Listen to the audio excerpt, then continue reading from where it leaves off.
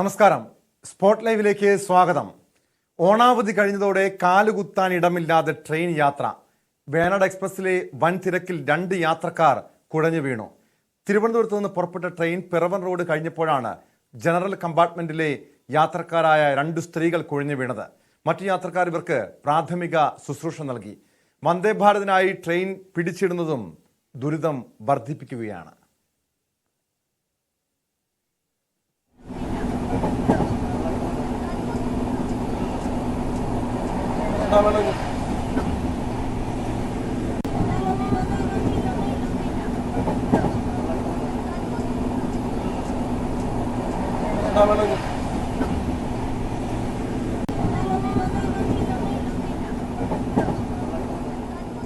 ആജ്ഞ രവീന്ദ്രൻ ചേരുന്നുണ്ട് വിശദാംശങ്ങളുമായി. ആജ്ഞ, ഈ ട്രെയിനുകളിലെ തിരക്ക് ഒരു പതിവ് കാഴ്ചയാണ്. പക്ഷേ ഈ ഓണത്തിന് ശേഷം, ഈ ഓണാവധിക്ക് ശേഷം ആളുകൾ വലിയ രീതിയിൽ കൂടുതലായി ട്രെയിനെ ആശ്രയിക്കുന്നുണ്ട് എന്ന് തന്നെയാണ് മനസ്സിലാക്കുന്നത്. എന്താണ് ഈ ട്രെയിനിൽ വെച്ച് 2 സ്ത്രീകൾക്ക് സംഭവിച്ചത് ആജ്ഞ?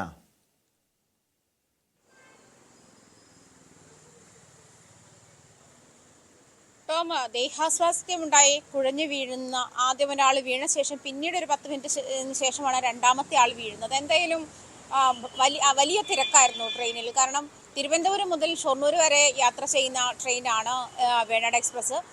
തിരുവനന്തപുരത്ത് മുതൽ രാവിലെ 5:30 ആ ഒരു സമയത്താണ് എറണാകുളത്തേക്ക് ഉള്ള ഓഫീസ് ടൈമിൽ എറണാകുളത്ത് എത്താൻ പറ്റുന്ന ഒരു ട്രെയിൻ കൂടിയാണ്. അതുമാത്രമല്ല, എറണാകുളം ഭാഗത്തേക്ക് ഈ സമയത്ത് ഈ ട്രെയിനും പിന്നീട് പാലരുവി മാത്രമാണുള്ളത്. അപ്പോൾ ഇതൊരു നിരന്തര ആവശ്യമാണ് ട്രെയിൻ യാത്രക്കാരുടെ. അതായത് ഒന്നുകിൽ ബോഗികളുടെ എണ്ണം കൂട്ടണം, അതല്ലെങ്കിൽ ഇടയ്ക്ക് മറ്റൊരു ട്രെയിൻ കൂടി അനുവദിക്കണം എന്നുള്ള നിരന്തര ആവശ്യമാണ്. അതുകൊണ്ട് തന്നെ ഈ ട്രെയിനിലാണ് ഈ യാത്രക്കാർ മുഴുവൻ. ഓഫീസിലേക്ക് പോകേണ്ടവർ ഓണാവധി കഴിഞ്ഞപ്പോൾ എന്തായാലും സ്വാഭാവികമായിട്ടും ആ അവധി കഴിഞ്ഞും ജോലിക്ക് ജോയിൻ ചെയ്യേണ്ട ആളുകളുണ്ട്. അവരൊക്കെ ആശ്രയിക്കുന്നത് ഈ ട്രെയിനെയാണ്. അതുകൊണ്ട് തന്നെ ദിവസവും തിക്കും തിരക്കും ഉള്ള ഒരു ട്രെയിൻ തന്നെയാണ്. പക്ഷേ ഇന്ന് ഈ അവധി കൂടി കഴിഞ്ഞൊരു സാഹചര്യമായതുകൊണ്ട് അതിലേക്കുള്ള തിരക്ക് വർദ്ധിക്കുന്ന ഒരു അവസ്ഥയുണ്ടായി. ഇതിൽ പല ദിവസവും ട്രെയിനിൽ ഈ പറഞ്ഞതുപോലെ നിൽക്കാൻ, അതായത് പിടിച്ചു നിൽക്കാൻ പോലും പറ്റാത്ത സാഹചര്യത്തിലാണ് ആളുകളൊക്കെ ഉണ്ടാവുക. ലേഡീസ് കമ്പാർട്ട്മെന്റിലും ഈ പറഞ്ഞതുപോലെ യാത്രക്കാരെ ഉൾക്കൊള്ളുന്നതിന് പരിധിയുണ്ട്. അതിനകത്ത് ആണെങ്കിൽ പോലും മണ്ണ് നുള്ളിയിടാനില്ലാത്ത സ്ഥലം ഇല്ലാത്ത ഒരു സാഹചര്യം തന്നെയാണുള്ളത്. അത് നിരന്തര ആവശ്യമാണ്. പക്ഷേ ഇത് ഈ ട്രെയിൻ യാത്രാ ദുരിതം പരിഹരിക്കണമെന്നുള്ളത് നിരന്തര ആവശ്യമാണ്. എനിക്ക് തോന്നുന്നു ഈ ഒരു 3 മാസത്തിൽ 3-4 തവണയാണ് യാത്രക്കാരുടെ സംഘടനകൾ നേതൃത്വത്തിൽ ഈ പറഞ്ഞതുപോലെ പ്രൊട്ടസ്റ്റ് ഉണ്ടാക്കുന്നത്, പ്രതിഷേധമുണ്ടാക്കുകയും ഈ പ്രതിഷേധ സൂചകമായിട്ട് സ്റ്റേഷൻ മാസ്റ്റർ ഉപരോധിക്കുകയും നിവേദനം നൽകുകയും ഒക്കെ ചെയ്ത സാഹചര്യങ്ങൾ കഴിഞ്ഞ ഈ അടുത്ത സമയത്ത് തന്നെ ഉണ്ടായത്. വേണാണ്ട സമയക്രമത്തിലുണ്ടായ മാറ്റം, സമയക്രമമല്ല സ്റ്റേഷനുണ്ടായ മാറ്റം, അതായത് സൗത്തിലെ സ്റ്റേഷൻ സ്റ്റോപ്പില്ല എന്നൊരു സാഹചര്യം വന്നപ്പോൾ അവിടേക്കുള്ള യാത്രക്കാർക്ക് കൂടി, അവിടെ നിന്നുള്ള യാത്രക്കാർക്ക് കൂടി നോർത്ത് റെയിൽവേ സ്റ്റേഷനിൽ പോയി ട്രെയിൻ പിടിക്കേണ്ടുന്ന ഒരു സാഹചര്യമുണ്ട്. പക്ഷെ ഇതൊക്കെയും വലിയ ദുരിതമാണ് യാത്രക്കാർക്ക് ഉണ്ടാക്കുന്നത്. ദുരന്ത യാത്ര എന്ന് തന്നെ വേണം പറയാൻ. കാരണം ഈ പറഞ്ഞ ഒരു സാഹചര്യത്തിൽ രാവിലെ ഓഫീസിലേക്കുള്ള ഒരു സമയം മുഴുവൻ ഇങ്ങനെ നിൽക്കുക, അല്ലെങ്കിൽ ഒറ്റക്കാലം നിൽക്കുന്ന ആളുകൾ വരെ ഉണ്ടെന്നാണ് യാത്രക്കാർ സാക്ഷ്യപ്പെടുത്തുന്നത്. ഇങ്ങനെ ഈ നിരന്തര ആവശ്യങ്ങൾ ഉന്നയിച്ചിട്ട് പോലും റെയിൽവേ അതൊക്കെ ശരിവെക്കുന്നുണ്ട്, അല്ലെങ്കിൽ പ്രതിഷേധം എന്തൊരു പരിഹാര മാർഗമാണ് ഈ വിഷയത്തിൽ വേണ്ടത്? കാരണം ഇവിടെ ഒരു സ്റ്റേഷൻ മാസ്റ്റർ ഉപരോധിച്ചുകൊണ്ടൊന്നും പ്രശ്നത്തിന് ഒരു പരിഹാരം ഉണ്ടാകില്ലല്ലോ. ഈ വിഷയം ഈ കേന്ദ്ര മന്ത്രാലയത്തിൻ്റെയൊക്കെ റെയിൽവേ മന്ത്രാലയത്തിൻ്റെ ശ്രദ്ധയിൽപ്പെടുത്തിയതാണോ? ഈ വിഷയത്തിൽ ഏതെങ്കിലും രീതിയിലുള്ള ഒരു പരിഹാരം, പ്രത്യേകിച്ച് ഈ യാത്രാ ദുരിതം ഇന്നോ ഇന്നലെയോ കേട്ട് തുടങ്ങിയതല്ല. നമുക്ക് കൂടുതൽ ട്രെയിനുകൾ അല്ലെങ്കിൽ കോച്ചുകൾ അനുവദിക്കണം എന്നൊക്കെ ആവശ്യം പലതവണയായി ഉയർത്താറുണ്ട്. ഓരോ ബജറ്റിലും വലിയ പ്രതീക്ഷ വയ്ക്കാറുണ്ട്. പക്ഷെ ഇങ്ങനെ ഒരു 2 സ്ത്രീകൾ കുഴഞ്ഞു വീഴുന്നു, ഇതൊരു ഒറ്റപ്പെട്ട സംഭവമായി കാണാൻ കഴിയില്ല ആജ്ഞ. കാരണം ഇതുപോലെ പല ദിവസങ്ങളിലും സ്ത്രീകളായിട്ടുള്ളവർ അല്ലെങ്കിൽ അങ്ങനെ മറ്റു പല യാത്രക്കാർ ഇതുപോലുള്ള ദുരിതം അനുഭവിക്കുന്നുണ്ടല്ലോ. ഈ യാത്രക്കാരുടെ ഒരു കൂട്ടായ്മ, ഇതുമായി ബന്ധപ്പെട്ട് അവരുടെ ഒരു നടപടി എന്താണ്? തുടർ നീക്കം എന്താണ്? ഒരു പ്രതിഷേധമോ അതല്ലെങ്കിൽ നിവേദനമായിട്ടോ മറ്റോ കേന്ദ്ര റെയിൽവേ മന്ത്രിയോ മറ്റോ സമീപിക്കാനുള്ള ഒരു നീക്കം അവരുടെ ഭാഗത്തു നിന്നുണ്ടോ?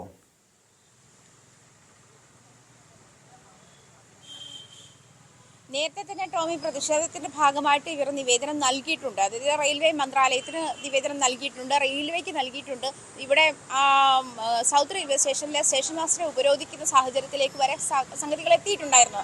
അന്ന് തന്നെ ആ ട്രെയിൻ യാത്രയിൽ ഉണ്ടായിരുന്ന മുഴുവൻ യാത്രക്കാരും അതിനെ അനുഗമിച്ചുവെന്നാണ്. അതായത് ഒരു ഇൻഡിവിജ്വൽ ഇഷ്യൂ അല്ലാതെ ഇതൊരു പബ്ലിക് ഇഷ്യൂ ആണ്, ഒരു പൊതു പ്രശ്നമാണ് എന്ന് മനസ്സിലാക്കി അതോടൊപ്പം വലിയ തിരക്ക് തന്നെ, വലിയൊരു പ്രതിഷേധം തന്നെയായിരുന്നു അന്ന് ആ പ്രതിഷേധത്തിൽ അനുഗമിച്ച് യാത്രക്കാരുടെ എണ്ണം ആ ട്രെയിനിൽ ഉണ്ടായിരുന്ന ഒട്ടുമിക്ക ആളുകളും അതിൽ അണിചേർന്നു എന്നുള്ളതായിരുന്നു ആ ഒരു പ്രൊട്ടസ്റ്റിന്റെ പ്രത്യേകത.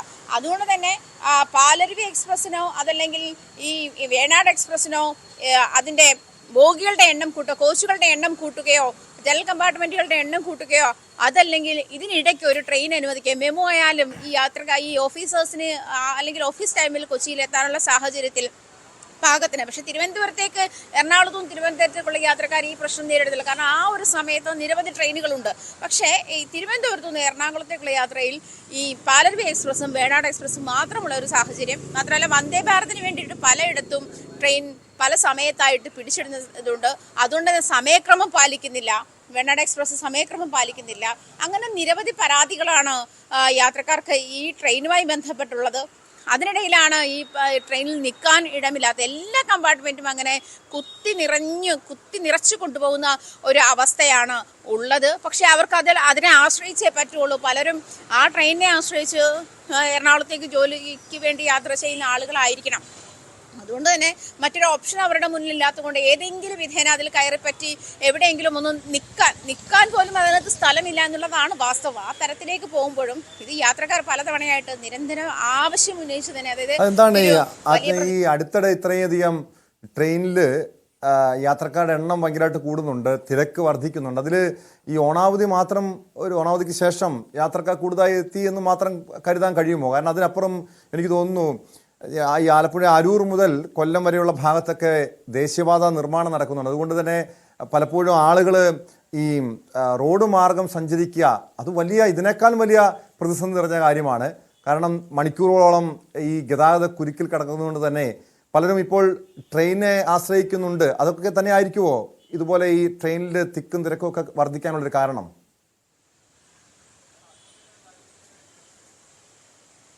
തീർച്ചയായിട്ടും ഉണ്ടാവും. കാരണം മാത്രമല്ല പബ്ലിക് ട്രാൻസ്പോർട്ടിനെ അല്ലെങ്കിൽ സ്വകാര്യ വാഹനത്തിൽ പോലും സമയത്തിന് ഈ പറയുന്ന നമ്മുടെ ദേശീയപാതയിലൂടെ ഓഫീസിൽ സമയത്തിന് എത്താൻ കഴിയുന്ന, ജോലിക്ക് സമയത്തിന് എത്താൻ കഴിയുന്ന സാഹചര്യമല്ല ഉള്ളത്. അതുകൊണ്ട് തന്നെ ട്രെയിനെ ആശ്രയിക്കുക എന്നുള്ളതാണ് മുന്നിലുള്ള ഏക ഓപ്ഷൻ.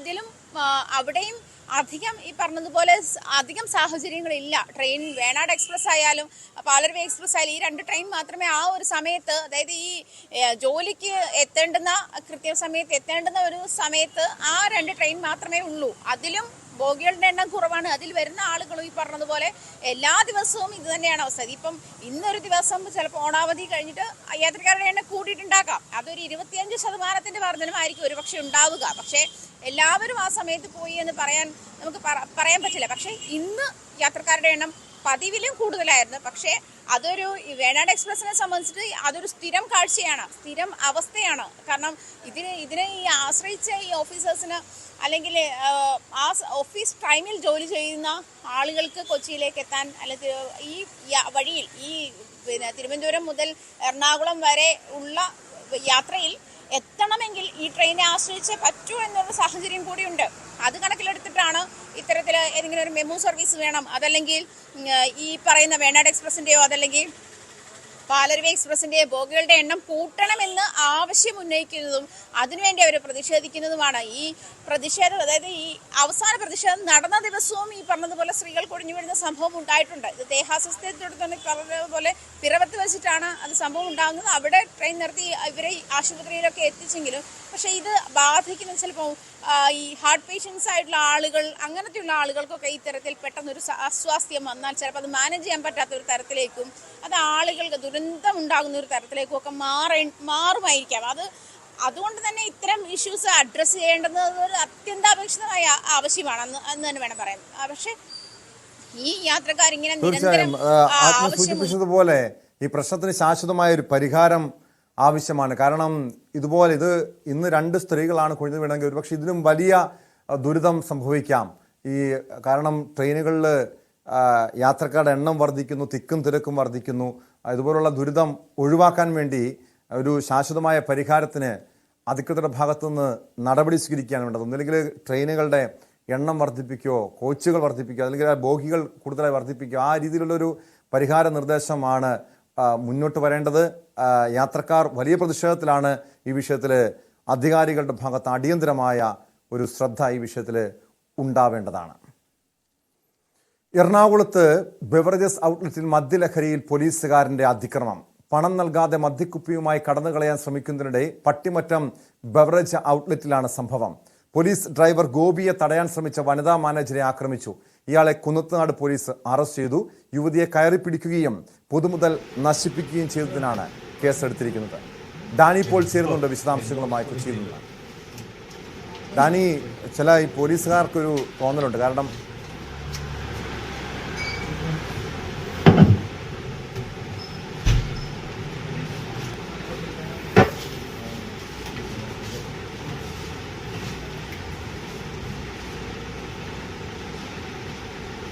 പട്ടിമറ്റം ബെവറേജസ് ഔട്ട്ലെറ്റിൽ പോലീസുകാരൻ അതിക്രമം കാട്ടുന്ന ദൃശ്യങ്ങളാണ് ഇപ്പോൾ പ്രേക്ഷകർ കണ്ടത്. ഡാനി പോളിലേക്ക്. ഡാനി, ചില പോലീസുകാർക്കൊരു തോന്നലുണ്ട്. കാരണം അവർക്കൊരു കോട്ടയുണ്ട്. ചില ബാറുകളിലും മദ്യശാലകളിലൊക്കെ അവർക്കൊരു കോട്ടയുണ്ടെന്ന് തോന്നുന്ന, അങ്ങനെ സ്വയം ധരിക്കുന്ന, അത്തരം ഒരു അധികാരത്തിൻ്റെ ഹുങ്ക് കാണിക്കുന്ന പല പോലീസുകാരെയും കാണാൻ കഴിയും. ചില കടകളിൽ കയറിയാൽ കാശ് കൊടുക്കാത്തവർ, ചില ബസ്സുകളിലൊക്കെ യാത്ര ചെയ്യുമ്പോൾ, സ്വകാര്യ ബസ്സുകളിൽ പോലും സൗജന്യ യാത്ര ചെയ്യുക, അത് തങ്ങളുടെ അവകാശമാണെന്ന് കരുതുന്ന പോലീസുകാർ. ഇവിടെയും അത്തരമൊരു സംഭവം, അതായത് ഈ പട്ടിമറ്റം ബെവറേജ് ഔട്ട്ലെറ്റിൽ പതിവായി ഇവിടെ മദ്യം വാങ്ങാനെത്തി പണം കൊടുക്കാത്ത ഒരു പ്രകൃതക്കാരനാണോ ഈ പോലീസുകാരൻ ഗോപി?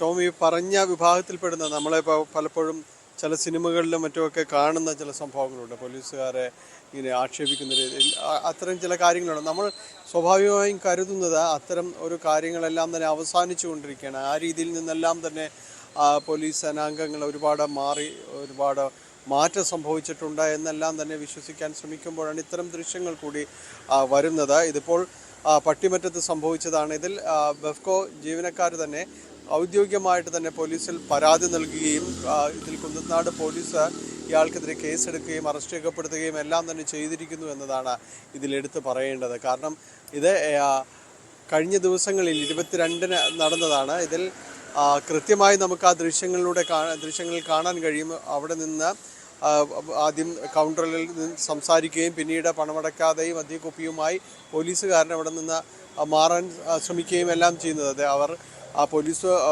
ഇതിൽ ഡ്രൈവറായി ജോലി നോക്കിയാണ് പോലീസ് സേനയിൽ അദ്ദേഹം. ഇവർ പോലീസാണോ അല്ലയോ എന്നുള്ളതിനെ കുറിച്ച് കൃത്യമായി അവർക്ക് ഒരു ധാരണയില്ല. പിന്നീടാണ് ഇത് സംബന്ധിച്ച കാര്യങ്ങളിൽ അന്വേഷണം അറിയുന്നത് ഈ രീതിയിലാണെന്നുള്ളത്. അവിടെ നിന്ന് മാറാൻ ശ്രമിക്കുന്ന, ഒടുവിൽ അവിടെ നിന്ന് ആ ജീവനക്കാരിയോട് തർക്കിക്കുന്നതടക്കം നമുക്ക് കാണാം. ഒടുവിൽ തള്ളി മാറ്റിക്കൊണ്ട് പുറത്തേക്ക് കടക്കാൻ ശ്രമിക്കുന്നത്. അതെല്ലാം തന്നെ അദ്ദേഹത്തിന് ആ ഒരു നമ്മൾ പറയില്ല ഇടയ്ക്കെല്ലാം തന്നെ കാക്കിയിട്ട് കിട്ടുന്നൊരു ധൈര്യം എന്നെല്ലാം പറയുന്നത് പോലെ അത് തന്നെ ആവാം. ഒരുപക്ഷെ തള്ളി മാറ്റി പുറത്തേക്ക് പോകാൻ ശ്രമിക്കുന്നു. പക്ഷേ അവിടെ ഉണ്ടായിരുന്നവർ, പുറത്തുണ്ടായിരുന്ന കസ്റ്റമേഴ്സ്, അതോടൊപ്പം തന്നെ ഇവിടേക്ക് വന്ന ജീവനക്കാർ, ഇവരെല്ലാം വളരെ ബലമായി ഇയാളെ കീഴ്പ്പെടുത്തുകയും ഇതിനകത്തേക്ക് കൊണ്ടുവരികയും എല്ലാം തന്നെ ശ്രമിക്കുന്നുണ്ട്. സ്ഥാപനത്തിൻ്റെ വാതിൽ അത് അടർന്ന് വീഴുന്നുണ്ട്. അങ്ങനെ ഒരു അക്രമ സംഭവങ്ങളെല്ലാം തന്നെ അവിടെ നടത്തിയ ശേഷമാണ് പിന്നീട് ഇയാൾക്കെതിരെ പരാതി നൽകുന്നു. പിന്നെ പോലീസ് കേസെടുക്കുകയും നടപടിയാവുകയും ചെയ്യുന്നത്. ഒരു സ്ത്രീ ജീവനക്കാരിയോട് നേരത്തെയും ഈ പരാതിയിൽ വ്യക്തമായിട്ട് പറയുന്നത്, ആദ്യം ഒരു ഘട്ടത്തിൽ ഇവരോട് മോശമായിട്ട് പെരുമാറുന്നു, വളരെ ശബ്ദമുയർത്തി വല്ലാതെ മോശമായിട്ട് പെരുമാറുകയും അവിടെ ബഹളം ഉണ്ടാക്കുകയും ചെയ്യുന്നുണ്ട്. പിന്നീട് അവരത് പറഞ്ഞ് രമ്യതയിൽ തീരുന്നു. അവർ ക്ഷമിക്കാൻ തയ്യാറാവുന്ന ജീവനക്കാർ വീണ്ടും ഇവിടേക്ക് തന്നെ തിരിച്ചെത്തി വീണ്ടും വലിയ രീതിയിലേക്ക് ശബ്ദമുയർത്തുകയും കാര്യങ്ങളും ചെയ്യുമ്പോഴാണ് ദൃശ്യങ്ങൾ കാണുന്നത് പോലെ ഒരു ജീവനക്കാരി ആ ഡോറിൻ്റെ ഭാഗത്ത് വന്ന് നിൽക്കുന്നത്. കാരണം അവരത് പ്രതീക്ഷിക്കുന്നുണ്ട്, ഈ രീതിയിൽ ഇനി സംഭവം ഉണ്ടായേക്കാം എന്തെങ്കിലും എന്നുള്ള രീതിയിൽ. അതുകൊണ്ട് തന്നെ അവരവിടെ നിൽക്കുന്നു. പിന്നീട് ഇവിടുന്ന് എടുത്തുകൊണ്ട് മദ്യക്കുപ്പിയുമായി കടന്നു കളയാൻ ശ്രമിക്കുമ്പോഴാണ് അവർ ബലമായിട്ട് അവരെ തടയാൻ ശ്രമിക്കുന്നതും പിന്നീട് ഈ അനിഷ്ട സംഭവങ്ങൾ ഉണ്ടാകുന്നതും.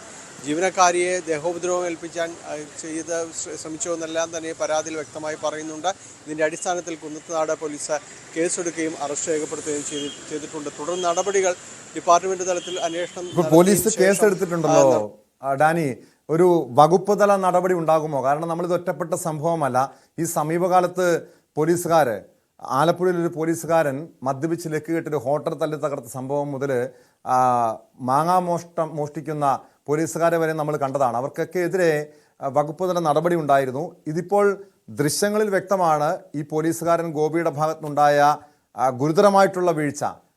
ഒരു വകുപ്പ് തല നടപടിക്ക് സാധ്യതയില്ലേ?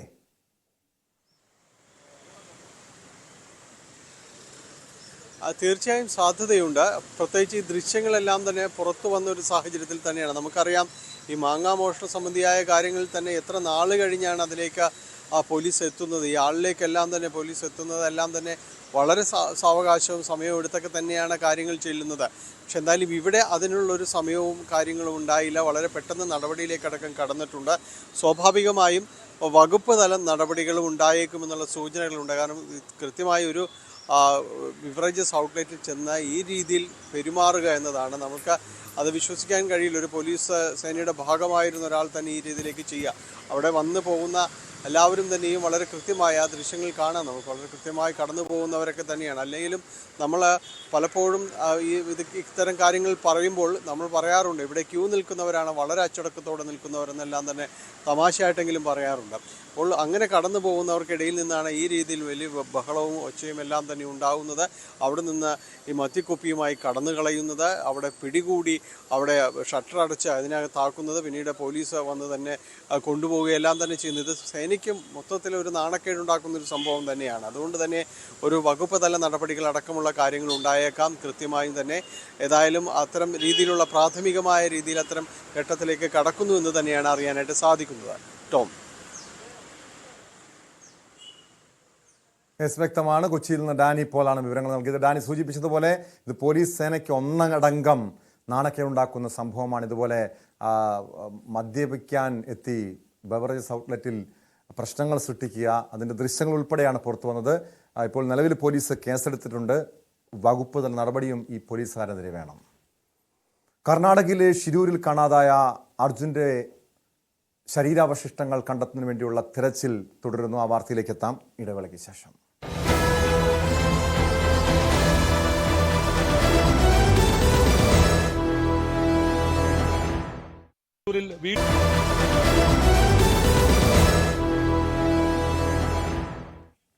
സ്പോട്ട് ലൈവിലേക്ക് വീണ്ടും. കർണാടകയിലെ ഷിരൂരിൽ നിന്ന് ഇന്ന് നടത്തിയ തെരച്ചിലിൽ അർജുന്റെ ലോറിയുടെ ഭാഗങ്ങൾ കണ്ടെത്തി. ലോറിയുടെ ക്രാഷ് കാർഡ് കിട്ടിയതായി ലോറി ഉടമ മനാഫ് സ്ഥിരീകരിച്ചു. ഡ്രഡ്ജർ ഉപയോഗിച്ചുള്ള തെരച്ചിലാണ് ബമ്പർ കണ്ടെത്തിയത്. തെരച്ചിലിൽ ഒരു ബാഗും കയറും ലഭിച്ചിട്ടുണ്ട്. ദൃശ്യങ്ങൾ ന്യൂസ് 18 ലഭിച്ചു.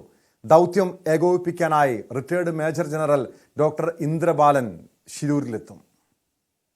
ഇപ്പോൾ നമുക്കൊരു ക്രാഷ് കാർഡ് ഇപ്പോൾ ഈ ഡ്രഡ്ജർ ഉപയോഗിച്ചുള്ള തെരച്ചിൽ കിട്ടിയത് നമ്മുടെ അർജുന്റെ വാഹനത്തിൽ തന്നെയാണോ? ബാക്ക് സൈഡിലല്ലേ ഗാർഡ്? അത് നമ്മളെ തന്നെ. കയറും നമ്മളെ തന്നെ. പിന്നെ ഒരു വേറെ ഏതൊരു വാഹനത്തിന്റെ വലിയൊരു ചതിങ്ങിയ ഭാഗം കിട്ടിക്കുന്നു, അത് നമ്മളതല്ല. ഇപ്പോൾ ലഭിച്ച ആ സംഭവം നമ്മുടെ അർജുന്റെ വാഹനത്തിൽ. ഇപ്പം 3 ഐറ്റം സാധനങ്ങൾ ഒറ്റയടിക്ക് കിട്ടിയത്. ആ 3-ൽ കയറ് നമ്മളതാണ്. അത് മുന്നേ നമ്മൾ കണ്ടെത്തിയ സാധനമാണ്. അത് ഒന്നും കൂടി അതിൻ്റെ അടിയിൽ നിന്ന് എടുത്തുന്നുള്ളൂ. രണ്ടാമത്തത് ഒരു ബാക്കത്തെ ബമ്പറാണ്. അതിൻ്റെ ക്രാഷ് കാർഡ് എന്ത് വേണം പറയാം അതിനെ, അതും നമ്മളതാണ്. അങ്ങനെയാണെങ്കിൽ നമ്മൾ അർജുന്റെ ലോറി കരികിലേക്കാണ് ഇപ്പോൾ ഡ്രഡ്ജർ വെച്ച് തെരച്ചിൽ നടത്താൻ നമുക്ക് പറയേണ്ടി വരും. പ്രതീക്ഷയുണ്ട്. നമ്മൾ മുന്നേ പറയുന്ന വിഷയമാണ്. ഇതാണ് ലക്ഷ്മൺ നായക്കിൻ്റെ ചായക്കടൻ്റെ പിൻവശം. ലക്ഷ്മൺ നായക്കിൻ്റെ ചായക്കടൻ്റെ പിൻവശം ആണ് ആദ്യം നോക്കേണ്ടതെന്ന് പലവട്ടം പറഞ്ഞ വിഷയമാണ്. നമ്മളെ വണ്ടി പോവാൻ കൂടുതൽ സാധ്യതയുള്ള സ്ഥലം ഇതാണ്. കൂടുതൽ സാധ്യത ഇവിടെ ഉണ്ട് എന്ന് ഉറപ്പൊന്നും പറയാൻ പറ്റില്ല. എന്നാലും സാധ്യത കൂടുതൽ ഇവിടാണ്. ഈ ഭാഗത്തേക്കാണ് വണ്ടി പാർക്ക് ചെയ്തതിന്. അവിടുന്ന് മണ്ണിന്റെ കൂട്ടത്തിൽ നീങ്ങി വരുന്ന സമയത്ത് നേരെ വന്നിട്ട് ഇവിടെ പതിക്കാനേ സാധ്യതയുള്ളൂ. ഈ സ്ഥലം നല്ലപോലെ പരിശോധിക്കുകയാണെന്നുണ്ടെങ്കിൽ ഇവിടെ തന്നെ നമുക്ക് വണ്ടി കണ്ടെത്താൻ കഴിയുമെന്ന് പ്രതീക്ഷിക്കാം. ഷിരൂരിൽ നിന്ന് KV ബൈജു ചേരുന്നുണ്ട്. ബൈജു, ഇന്നലെ ചെറിയ പ്രതീക്ഷ ഈ അർജുൻ്റെ അല്ലെങ്കിൽ ഒരു ശരീരഭാഗം കണ്ടെത്തിയത് അല്ലെങ്കിൽ അസ്ഥിയുടെ ഭാഗം കണ്ടെത്തിയത് അത് അർജുൻ്റെതാണോ എന്ന രീതിയിലുള്ള ചില സംശയങ്ങൾ ഇപ്പോഴും ഉണ്ട്. ഇക്കാര്യത്തിൽ അത് DNA പരിശോധനയ്ക്ക് അയച്ചിരിക്കുന്നു. പരിശോധനാ ഫലം എപ്പോൾ ലഭിക്കുമെന്നാണ് പ്രതീക്ഷ. അതോടൊപ്പം അറിയേണ്ടത് ഇന്നത്തെ പരിശോധന എങ്ങനെയാണ് ഇപ്പോൾ പുരോഗമിക്കുന്നത്? ബൈജു.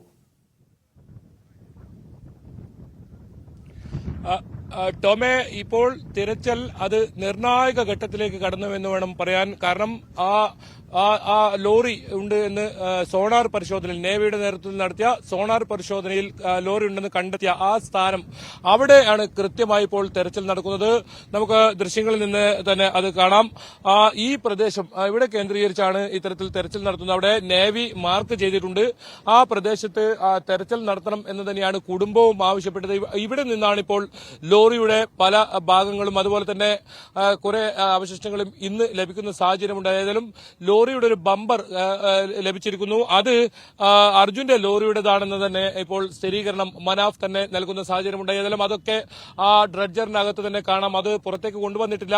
അതുപോലെ തന്നെ അർജുന്റെ ലോറിയുടെ ഈ മരം കെട്ടാൻ ഉപയോഗിച്ച വടം അതുകൂടി ഇന്ന് ഇതേ സ്ഥലത്ത് നിന്ന് ലഭിച്ചിട്ടുണ്ട്. എന്തായാലും ഈ പ്രദേശം കേന്ദ്രീകരിച്ച് തെരച്ചിൽ ഊർജിതമാക്കാൻ തന്നെയാണ് ഇപ്പോൾ തീരുമാനം. നേവിയും ഇപ്പോൾ തെരച്ചിലിനുണ്ട്. അതുകൂടാതെ ഈ ടോം സൂചിപ്പിച്ചതുപോലെ തന്നെ നേരത്തെ അസ്ഥി ലഭിച്ച ആ പ്രദേശം, അവിടെ കേന്ദ്രീകരിച്ച് നേവിയുടെ ഒരു സംഘം തെരച്ചിൽ നടത്തുന്നുണ്ട്. ഏതെങ്കിലും രീതിയിൽ കൂടുതൽ ശരീരാവശിഷ്ടങ്ങൾ ഇവിടെ ഉണ്ടോ എന്ന ഒരു തെരച്ചിൽ തന്നെയാണ് ആ ഭാഗത്ത് നടക്കുന്നത്. ഏതായാലും വളരെ നിർണായകമായ ഒരു തെളിവ് തന്നെയാണ് ഇന്നലെ ലഭിച്ചത്. അത് രാത്രി 8 മണിയോടുകൂടി ന്യൂസ് 18-ലൂടെയാണ് പ്രേക്ഷകർ പുറംലോകം പറഞ്ഞത്. എന്തായാലും അത് വളരെ നിർണായകമായ ഒരു തെളിവ് തന്നെയാണ്.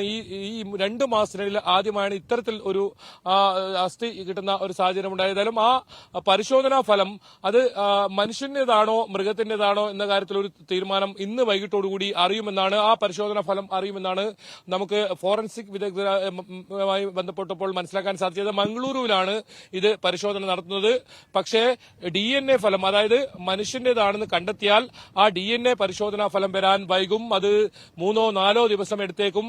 എന്തായാലും 3 പേരെയാണ് ഇനി കണ്ടെത്താനുള്ളത്. അർജുന് പുറമെ ലോകേഷും ജഗന്നാഥും, ഇവരുടെ 3 പേരുടെയും ബന്ധുക്കളുടെ സാമ്പിളുകൾ ശേഖരിച്ചിട്ടുണ്ട്. DNA പരിശോധനാ ഫലം ഒത്തുചേരുന്നുണ്ടോ എന്നറിയാൻ അത് മംഗളൂരുവിലെ ലാബിൽ പരിശോധന നടത്തും. എന്തായാലും നമുക്ക് ആദ്യം അറിയേണ്ടത് അത് മനുഷ്യന്റേതാണോ മൃഗത്തിന്റേതാണോ എന്നാണ്.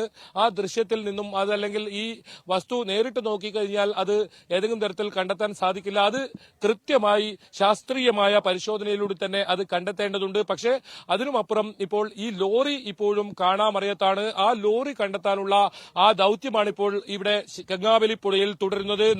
ഇന്ന് വൈകിട്ടോടുകൂടി തന്നെ ഇന്ദ്രപാൽ ഇവിടെ എത്തുന്നുണ്ട്. തീർച്ചയായും ബൈജു, നമ്മൾ കഴിഞ്ഞ ദിവസം മറ്റു ചില വാഹനങ്ങളുടെയൊക്കെ അവശിഷ്ടങ്ങൾ കണ്ടെത്തിയിരുന്നു. അതൊക്കെ ഇങ്ങനെ വാഹനങ്ങൾ ചെതറിയ നിലയിലായിരുന്നു. ഈ അർജുൻ സഞ്ചരിച്ച വാഹനം, അതായത് മനാഫിന്റെ ഉടമസ്ഥയിലുള്ള വാഹനം, ഈ വാഹനം ഒരു തകരാനുള്ള, ഇത്രയും വലിയൊരു മണ്ണിടിച്ചിലിൽ അത് തകരാനുള്ള സാധ്യതയുണ്ടോ? എന്താണ് ഈ ഇതുമായി ബന്ധപ്പെട്ട വിദഗ്ധർ പറയുന്ന കാര്യം? അങ്ങനെയെങ്കിൽ വാഹനം തകർത്തിട്ടുണ്ടെങ്കിൽ ഒരുപക്ഷെ അർജുൻ അവിടെ നിന്ന് പുറത്തു പോകാം. മറ്റ് പല ഏതെങ്കിലും രീതിയിലുള്ള സാധ്യതകളാണ് ഈ തെരച്ചിൽ വിദഗ്ധർ പറയുന്നത് ഇതുമായി ബന്ധപ്പെട്ട്.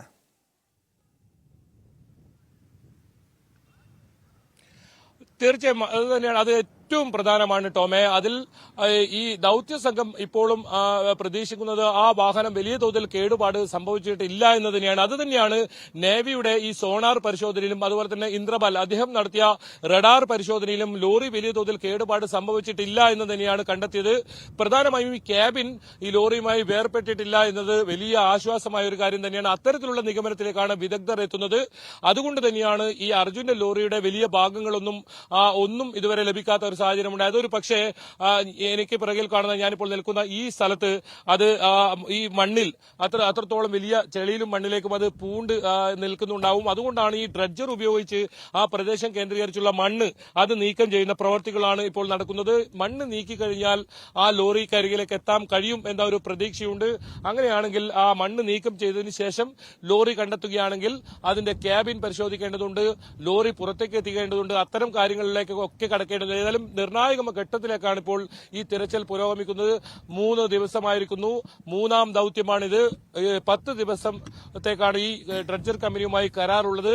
അതിൽ 3ാമത്തെ ദിവസമാണ് ഇന്ന്. കഴിഞ്ഞ 2 ദിവസം ഈ അർജുന്റെ വാഹനത്തിന്റെ ഏതെങ്കിലും വസ്തുക്കൾ ലഭിച്ചില്ല. ഇന്ന് ആശ്വാസമായി ആ ബമ്പർ ലഭിച്ചു എന്നതാണ്. അതിലൊരു നമ്പർ പ്ലേറ്റ് കൂടി ഉണ്ട് എന്നാണ് നമുക്ക് മനസ്സിലാക്കാൻ സാധിക്കുന്നത്. അത് ഡ്രഡ്ജറിൽ നിന്നും പുറത്തേക്ക് കൊണ്ടുവന്നിട്ടില്ല. അപ്പോൾ മാത്രമേ അതിലൊരു കൂടുതൽ വ്യക്തത വരും. അതിന്റെ നിറവും മറ്റും കണ്ടാണ് മനാഫ് അത് തങ്ങളുടെ ലോറിയുടേതാണ്, അർജുൻ ഓടിച്ച ആ ലോറിയുടേതാണെന്ന ഒരു നിഗമനത്തിലേക്ക് എത്തിയത്, ആ ഒരു സ്ഥിരീകരണത്തിലേക്ക് എത്തിയത്. എന്തായാലും കൂടുതൽ വസ്തുക്കൾ ഇന്ന് ലഭിച്ചിട്ടുണ്ട്. ഒരു ബാഗ് ലഭിച്ചിട്ടുണ്ട്. പക്ഷേ ആ ബാഗ് അർജുന്റേതല്ല എന്നാണ് അർജുന്റെ സഹോദരി അഞ്ജു കഴിഞ്ഞ ദിവസം ഇവിടെ എത്തിയിരുന്നു. അഞ്ജു ഇന്നും ഇവിടെ തങ്ങുന്നുണ്ട്. അഞ്ജു അത് സ്ഥിരീകരിച്ചിരുന്നു. പിന്നീട് ഒരു ഷർട്ട് കിട്ടുന്ന ഒരു അവസ്ഥയുണ്ടായിരുന്നു. ആ ഷർട്ടും അതിനകത്ത് തന്നെയുണ്ട്.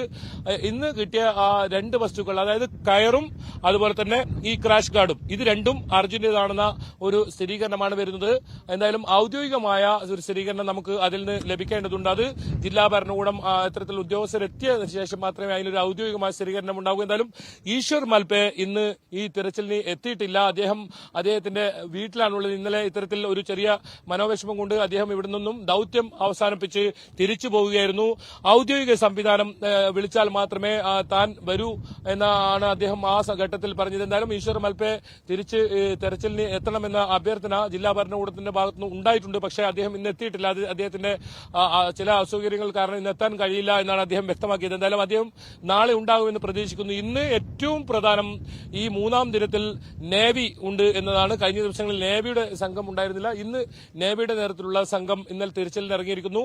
ഒപ്പം SDRFന്റെ സംഘവും ഇന്ന് തിരച്ചിലിനായി ഉണ്ട് എന്നതാണ്. ഏതായാലും ഈ ഡ്രഡ്ജർ ഉപയോഗിച്ചുകൊണ്ടുള്ള ആ തെരച്ചിൽ അത് അതിന്റെ നിർണായക ഘട്ടത്തിലേക്ക് നീങ്ങുന്നു. ഒപ്പം ഈ അസ്ഥി കിട്ടിയ ആ വിവരം, അത് DNA പരിശോധനാ ഫലവും ഏറെ നിർണായകരമാണ്. ഇനി നമ്മുടെ അർജുന്റേതാണോ അതല്ല ലോകേഷിന്റെയോ ജഗന്നാഥിന്റെയോ ആണോ, അതൊക്കെ ഇനി കണ്ടെത്തേണ്ടതുണ്ട്. ആദ്യം അത് മനുഷ്യന്റേതാണോ മൃഗത്തിന്റേതാണോ എന്ന ഒരു സ്ഥിരീകരണം വരേണ്ടതുണ്ട്. അത് മംഗളൂരുവിലെ ഫോറൻസിക് ലാബുമായി നമ്മൾ ബന്ധപ്പെട്ടിരുന്നു. ഇന്ന് വൈകിട്ടോടുകൂടി ആ കാര്യത്തിൽ ഒരു സ്ഥിരീകരണം നൽകാൻ കഴിയും എന്ന് തന്നെയാണ് അവർ വ്യക്തമാക്കിയത്. നമ്മോട് വൈകിട്ടോടുകൂടി ഒരുപക്ഷെ നമുക്ക് ആ വിവരം പ്രേക്ഷകരിലേക്ക് എത്തിക്കാൻ കഴിയും.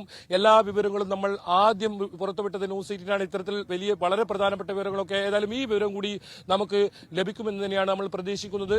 എന്തായാലും ഈ തെരച്ചിൽ ഊർജിതമായി തന്നെ ഗംഗാവലി പുഴയിൽ നടക്കുന്നുണ്ട്. ഇതിന്റെ ആഴങ്ങളിൽ, ഗംഗാവലി പുഴയുടെ ആഴങ്ങളിൽ ഒരുപാട് ഇത്തരത്തിലുള്ള അവ്യക്തതകളുണ്ട്. ഒരുപാട് വാഹനങ്ങളുടെ ഭാഗങ്ങളുണ്ട്. നേരത്തെ 2 ലോറിയുടെ വാഹനങ്ങളാണ് ഇത്തരത്തിൽ ലഭിക്കുന്ന സാഹചര്യം ഉണ്ടായിരുന്നത്. കൂടുതൽ വാഹനങ്ങൾ ഇതിന് ഗംഗാവലിക്ക് അടിത്തട്ടിൽ ഉണ്ട് എന്നാണ് ഈ ഈശ്വർ മൽപ ഉൾപ്പെടെ ഈ മുങ്ങൽ വിദഗ്ധൻ അദ്ദേഹം ആഴങ്ങളിലേക്ക് എത്തിയിരുന്നു. അദ്ദേഹവും പറയുന്നത്. എന്തായാലും ഇന്നലെ ഒരു സ്കൂട്ടർ ലഭിച്ചിരുന്നു. അത് ഈ ലക്ഷ്മൺ നായിക്കിന്റെ കടയിലെ ലക്ഷ്മൺ നായിക്കിന്റെ ഭാര്യയുടെ സ്കൂട്ടറാണ്. ഞാനിപ്പോൾ നിൽക്കുന്ന ഈ സ്ഥലമാണ് ആ ചായക്കടയുണ്ടായ പ്രദേശം. ഇപ്പോൾ നമുക്കറിയാം ആ ചായക്കടയുടെ ഒരു ഭാഗം പോലും ഇവിടെ കാണാനില്ല. അത്രത്തോളം ഈ ചായക്കട മുഴുവനായും ഇവിടെ നിന്നും തുടച്ചു മാറ്റപ്പെട്ടു. ആ ചായക്കടയുണ്ടായിരുന്ന ലക്ഷ്മണനും കുടുംബവും അപ്പാടെ മരണപ്പെടുന്ന സാഹചര്യം ഉണ്ടായി. അദ്ദേഹത്തിന്റെ 3 മക്കൾ, പിഞ്ചുമക്കളും ആ ഭാര്യയും അടങ്ങുന്ന ആ കുടുംബം മൊത്തം ഈ ദുരന്തത്തിൽ മരിക്കുന്ന സാഹചര്യം ഉണ്ടായതായാലും ഇവിടെയാണ് അർജുന്റെ ആ ലോറി ഉണ്ടായ സ്ഥലം. നമുക്ക് ആ ദൃശ്യങ്ങളിൽ കാണാം. ഇത് തന്നെയാണ് വലിയ തോതിലുള്ള അതിലെ ബാക്കി മരങ്ങളൊക്കെ ഇവിടെ ഉണ്ട്. ഈ വലിയൊരു ആൽമരം കൂടി ഉണ്ടായ ഒരു സ്ഥലമാണ് ഞാനിപ്പോൾ നിൽക്കുന്ന ഈ സ്ഥലം. ആ ആൽമരത്തിന് ഇതുവരെ ആ ആൽമരത്തിന് കണ്ടെത്താനായിട്ടില്ല. ഗംഗാവലി പുഴയുടെ അടിത്തട്ടിൽ ആൽമരം ഇപ്പോഴും ഉണ്ട്. അത് ഈ ഡ്രഡ്ജർ ഉപയോഗിച്ച് പരിശോധന നടത്തുമ്പോഴൊക്കെ അത് ചില ഭാഗങ്ങളൊക്കെ കിട്ടുന്നുണ്ടെങ്കിൽ ആ വലിയ ആൽമരം ഇതുവരെ കണ്ടെത്താൻ സാധിച്ചിട്ടില്ല. അതുപോലെ തന്നെ ഈ ലക്ഷ്മണന്റെ കടയിലെ ഏതെങ്കിലും ഒരു ഭാഗം അത് കണ്ടെത്താൻ സാധിച്ചിട്ടില്ല. എന്തായാലും അദ്ദേഹത്തിന്റെ സ്കൂട്ടർ ലഭിച്ചിരിക്കുന്നു. അത് മാത്രമാണ് ആകെ ലഭിച്ചത്. ഏതായാലും അർജുന്റെ ലോറിക്കായി, അർജുനെയായി ഉള്ള തെരച്ചിൽ ഊർജിതമായി തന്നെ ഇപ്പോൾ തുടരുന്നുണ്ട് വേണം പറയാൻ. ടോം, അർജുന് വേണ്ടിയുള്ള തെരച്ചിൽ ഊർജിതമായി പുരോഗമിക്കുകയാണ്. ലോറിയുടെ ഒരു ഭാഗം ലഭിച്ചിട്ടുണ്ട് എന്ന് പറയുന്നു. ബമ്പർ ഭാഗം ലഭിച്ചു. ലോറി കൃത്യമായും ഈ അന്വേഷണ സംഘം കണ്ടെത്താൻ കഴിഞ്ഞിട്ടുണ്ട്. ഇനി ഡ്രഡ്ജർ ഉപയോഗിച്ചുള്ള പരിശോധനയാണ് നിർണായകമായിട്ടുള്ള പരിശോധനയിലേക്കാണ് കടന്നിരിക്കുന്നത്. സ്പോട്ട് ലൈവിനി പരിശോധിക്കുന്നത് മറ്റൊരു വിഷയമാണ്. തൃശൂർ പൂരം അലങ്കോലപ്പെടുത്തിയ സംഭവത്തിൽ ADGPയുടെ അന്വേഷണ റിപ്പോർട്ട് DGP ഇന്ന് സർക്കാരിന് കൈമാറും. പൂരം കലക്കിയതിൽ അട്ടിമറിയോ ബാഹ്യ ഇടപെടലോ ഇല്ലെന്ന റിപ്പോർട്ടിൽ ആർക്കെതിരെയും നടപടിക്ക് ശുപാർശയില്ലെന്നാണ് സൂചന. റിപ്പോർട്ടിൽ അന്തിമ തീരുമാനമെടുക്കുക സർക്കാരാണ്. VV വിനോദ് ചേരുന്നു തിരുവനന്തപുരത്ത് നിന്ന് വിശദാംശങ്ങളുമായി. വിനോദ്, ഈ ആരോപണ വിധേയൻ തന്നെ ഈ സംഭവത്തെക്കുറിച്ച് അന്വേഷിക്കുന്നു. ഇതിൽ യാതൊരു ഗൂഢാലോചനയോ അട്ടിമറിയോ ഇല്ല എന്ന് റിപ്പോർട്ട് പറയുന്നു. ഇത് എങ്ങനെ വിശ്വസിക്കാൻ കഴിയും? കാരണം അങ്ങനെയെങ്കിൽ ഇത് അട്ടിമറിയില്ല എന്ന് പറയുമ്പോൾ ഈ റിപ്പോർട്ട് തന്നെ ഒരു അട്ടിമറി ഉണ്ട് എന്ന് സംശയിക്കേണ്ടതല്ലേ വിനോദ്? ടോം, അട്ടിമറി ഇല്ല എന്ന് പറയുമ്പോൾ അട്ടിമറി ഉണ്ട് എന്ന് പറയുന്നത് പ്രതിപക്ഷമല്ല, മറിച്ച് CPI ഉൾപ്പെടെയുള്ള ഘടകകക്ഷികളാണ്. CPI അവരുടെ അതിർത്തി ഈ റിപ്പോർട്ടിൻ്റെ മേൽ ഇന്ന് കൂടി വെളിപ്പെടുത്തിയിട്ടുണ്ട്. കാരണം സുനിൽകുമാറിൻ്റെ വാക്കുകൾ അദ്ദേഹം കൃത്യമായി പറഞ്ഞു, ഇത് വിശ്വാസയോഗ്യമായ ഒരു റിപ്പോർട്ടല്ല എന്ന കാര്യം സർക്കാരിനെ സംബന്ധിച്ചും വെല്ലുവിളി ഉണ്ടാക്കുന്നത് ഇതുതന്നെയാണ്. കാരണം മുന്നണിക്കുള്ളിൽ നിന്ന് റിപ്പോർട്ടിനെതിരെ ഒരു നിലപാട് സ്വീകരിക്കുമ്പോൾ അക്കാര്യത്തിൽ ഇനി എന്ത് നടപടി എന്നതാണ് CPM ആലോചിക്കുന്നത്. പ്രത്യേകിച്ച് മുഖ്യമന്ത്രിയും മുഖ്യമന്ത്രിയുടെ ഓഫീസും ഈ റിപ്പോർട്ട് തള്ളുകയും കൊള്ളുകയും ചെയ്യുക, അത് മുഖ്യമന്ത്രിയുടെ വിവേചനാധികാരമാണ്. ഇപ്പോഴത്തെ ഒരു സാഹചര്യത്തിൽ എതിർപ്പുകൾ നിൽക്കുമ്പോൾ പൂർണ്ണമായും റിപ്പോർട്ട് അംഗീകരിച്ച് മുഖ്യമന്ത്രി മുന്നോട്ട് പോയാൽ അത് മുന്നണിയിൽ വലിയ കുഴപ്പങ്ങൾക്ക് ഇടവരുത്തും. ഇപ്പോൾ തന്നെ വലിയ തർക്കം നിലനിൽക്കുന്നുണ്ട്. ഈ ഒരു സാഹചര്യത്തിൽ മറ്റ് ചില സാധ്യതകൾ കൂടി സർക്കാർ പരിഗണിക്കാനുള്ള ഇടയുണ്ട്. അതിങ്ങനെയാണ്: ഒന്നുകിൽ ചീഫ് സെക്രട്ടറിയുടെ നേതൃത്വത്തിൽ ഒരു പ്രത്യേക അന്വേഷണ സംഘം, അല്ലെങ്കിൽ DGPയുടെ തന്നെ മേൽനോട്ടത്തിലുള്ള ഒരു അന്വേഷണ സംഘം, ഇതുമല്ലെങ്കിൽ പ്രതിപക്ഷമൊക്കെയും ആവശ്യപ്പെടും പോലെ ജുഡീഷ്യൽ അന്വേഷണം, ഗൂഢാലോചനയുണ്ട് എന്ന് പറയുന്ന സാഹചര്യത്തിൽ ആവശ്യമെങ്കിൽ ക്രൈംബ്രാഞ്ച് അന്വേഷണം, ഇങ്ങനെ പുതിയൊരു അന്വേഷണത്തിലേക്ക് മാറാനുള്ള സാധ്യതയുണ്ട്. പക്ഷേ മുഖ്യമന്ത്രി ഇതുവരെ MR അജിത് കുമാറിനെ പൂർണ്ണമായും സംരക്ഷിക്കുന്ന ഒരു നിലപാടാണ് സ്വീകരിച്ചിരുന്നത്. അതുകൊണ്ട് തന്നെ ഇനിയൊരു അന്വേഷണത്തിലേക്ക് പോകുമോ എന്നതാണ് പ്രധാനപ്പെട്ട ചോദ്യം. അങ്ങനെ പോയില്ലെങ്കിൽ സ്വാഭാവികമായും തിരഞ്ഞെടുപ്പുകൾ വരികയാണ്. തദ്ദേശ തിരഞ്ഞെടുപ്പ് പടിവാതിൽക്കെത്തി നിൽക്കുന്നു. ഈ ഒരു സാഹചര്യത്തിൽ മുന്നണിക്കുള്ളിൽ കലാപമുണ്ടാകുന്നത് അത് സ്വാഭാവികമായും രാഷ്ട്രീയമായി ഗുണം ചെയ്യില്ല എന്ന ഒരു വിലയിരുത്തലുണ്ട്. അതുകൊണ്ട് തന്നെയാണ് കൂടുതൽ അന്വേഷണങ്ങളിലേക്ക്, പരാതികൾ ഒഴിവാക്കി മറ്റൊരു അന്വേഷണത്തിലേക്ക് കാര്യങ്ങൾ കൊണ്ടുപോകാനുള്ള ശ്രമം. പ്രത്യേകിച്ച് ADGP MR അജിത് കുമാർ ആരോപണ വിധേയനാണ്. അങ്ങനെ ഒരു ആരോപണം നേരിടുന്ന ആൾ തന്നെ അന്വേഷണം നടത്തുകയും അതിൽ ഒരു റിപ്പോർട്ട് നൽകുകയും ചെയ്യുന്നു. മാത്രമല്ല, ഈ റിപ്പോർട്ടിൻ്റെ ഉള്ളടക്കത്തെക്കുറിച്ചുള്ള ആരോപണം അതുകൂടി ഗൗരവമായി കാണേണ്ടതുണ്ട്. അങ്കിത് അശോകിൻ്റെ ചില പിഴവുകൾ മാത്രമാണ്, അതായത് അദ്ദേഹത്തിൻ്റെ പരിചയക്കുറവിനെ ചൂണ്ടിയാണ് ഈ റിപ്പോർട്ടിൽ കാര്യങ്ങളെല്ലാം പരാമർശിക്കുന്നത്. അവിടെ അനുനയ നീക്കങ്ങൾ ഉണ്ടായില്ല, അത് പരിചയക്കുറവ് കൊണ്ടാണ്. സീനിയറായിട്ടുള്ള ഉദ്യോഗസ്ഥരെ പല സ്ഥലങ്ങളിലും നിയോഗിച്ചില്ല. ഇതെല്ലാം തന്നെ കമ്മീഷണറുടെ ചില പോരായ്മകളായി പറഞ്ഞുകൊണ്ട് അവസാനിപ്പിക്കുന്ന ഒരു റിപ്പോർട്ടാണ്. അവിടെയാണ് MR അജിത് കുമാർ RSS നേതാക്കളുമായി നടത്തിയ കൂടിക്കാഴ്ച, തൃശ്ശൂർ പൂരത്തിന് MR അജിത് കുമാറിൻ്റെ തൃശ്ശൂരിലെ തന്നെ സാന്നിധ്യം, ഈ വിഷയങ്ങളൊക്കെ ഉണ്ടാകുമ്പോഴും ADGP അതിലൊന്നും തന്നെ ഇടപെട്ടില്ല എന്ന മറ്റൊരു ആരോപണം, സുരേഷ് ഗോപി അവിടെ എത്തിയ സാഹചര്യം, അത് CPIയും UDFും ഒരുപോലെ ആരോപിക്കുന്ന ഒരു സാഹചര്യമാണ്. കാരണം നാടകീയമായിരുന്നു അവിടെ നടന്ന കാര്യങ്ങളെല്ലാം. മുൻകൂട്ടി തീരുമാനിച്ച പ്രകാരം നടന്ന കാര്യങ്ങൾ, ദേവസ്വങ്ങളെപ്പോലും കുറ്റപ്പെടുത്തുന്ന തരത്തിലെ റിപ്പോർട്ടിലെ പരാമർശങ്ങൾ, ഇതെല്ലാം തന്നെ അജിത് കുമാർ കാര്യങ്ങളെല്ലാം നടപ്പാക്കി അദ്ദേഹം തന്നെ സ്വയം വെള്ളപൂശി മാറി നിൽക്കുന്ന, അല്ലെങ്കിൽ ആർക്കെതിരെയും നടപടിക്ക് ശുപാർശ ചെയ്യാത്ത ഒരു റിപ്പോർട്ട് തയ്യാറാക്കിയിരിക്കുന്നു. ഇത് അംഗീകരിക്കാൻ കഴിയില്ല എന്ന നിലയിലാണ് കാര്യങ്ങൾ എത്തി നിൽക്കുന്നത്. സർക്കാരിനെ സംബന്ധിച്ച് നേരത്തെ പറഞ്ഞതുപോലുള്ള അന്വേഷണത്തിൻ്റെ മറ്റു വഴികൾ.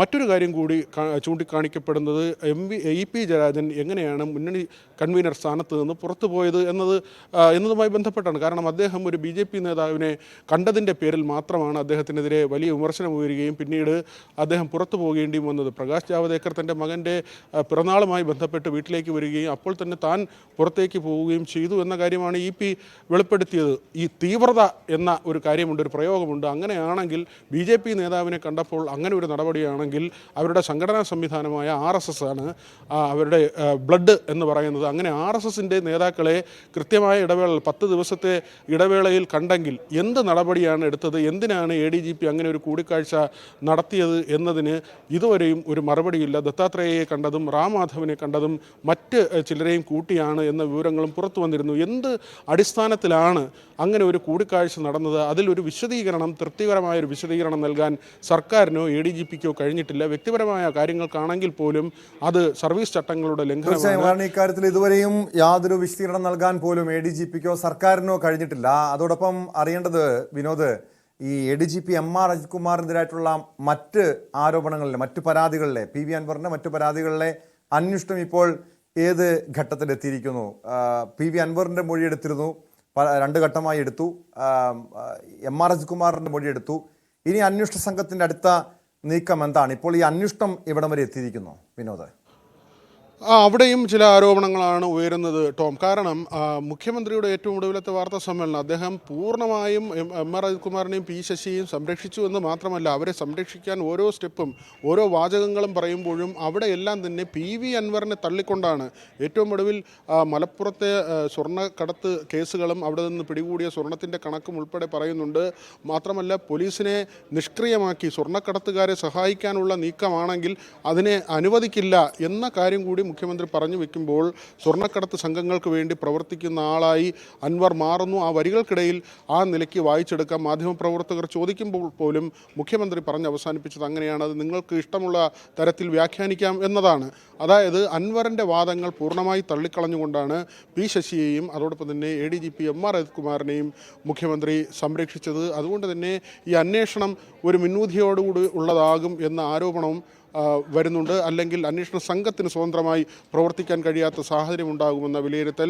മുഖ്യമന്ത്രി തന്നെ ക്ലീൻ ചിറ്റ് നൽകിയാൽ പിന്നെ എങ്ങനെ ഈ അന്വേഷണം സത്യസന്ധമായി അവസാനിക്കുമെന്ന ചോദ്യമാണ് പല കോണുകളിൽ നിന്ന് ഉയരുന്നത്. മുഖ്യമന്ത്രി ഇരുവരെയും പ്രതിസ്ഥാനത്ത് നിർത്താതെ അന്വേഷണം നടക്കട്ടെ, അന്വേഷണ റിപ്പോർട്ട് വരട്ടെ, അതിനുശേഷം നടപടിയെടുക്കാം എന്ന് പറയുമ്പോൾ അതിന് താഴെയുള്ള DGPക്ക് ഇക്കാര്യത്തിൽ എന്ത് ചെയ്യാൻ കഴിയും എന്നതാണ് പ്രധാനപ്പെട്ട ചോദ്യം.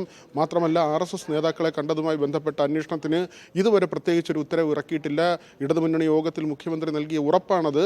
നേരത്തെ നിയോഗിച്ച അന്വേഷണ സംഘം ഈ കാര്യം കൂടി പരിശോധിക്കുമെന്നത്. പക്ഷേ ആ അന്വേഷണങ്ങളുമായി ബന്ധപ്പെട്ട് ഇതുവരെ കാര്യമായ എന്തെങ്കിലും പുരോഗതി ഉള്ളതായ വിവരമില്ല.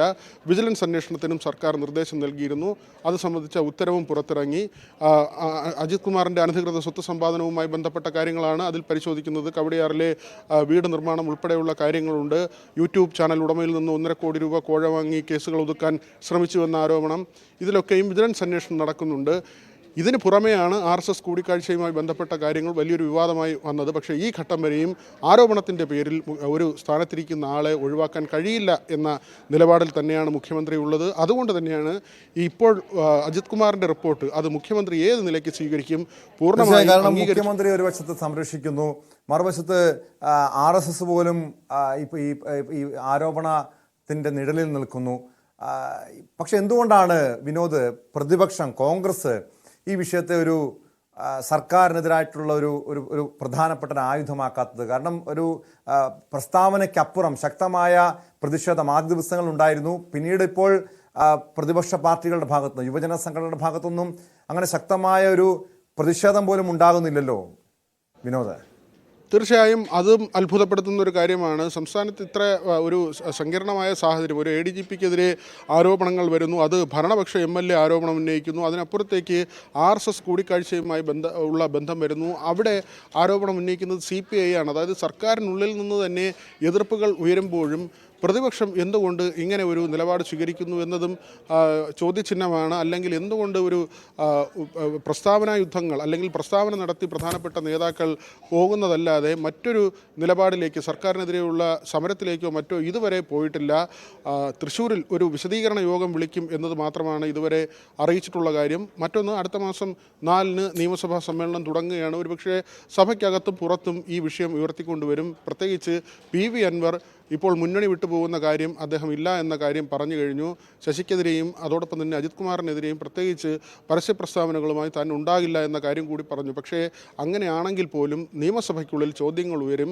അതിന് സ്വാഭാവികമായും അൻവർ മറുപടി പറയേണ്ടി വരും. അദ്ദേഹത്തിൻ്റെ നിലപാടിൽ ഉറച്ചു നിൽക്കുമെന്ന് അദ്ദേഹം പറയുകയും ചെയ്യുന്നു.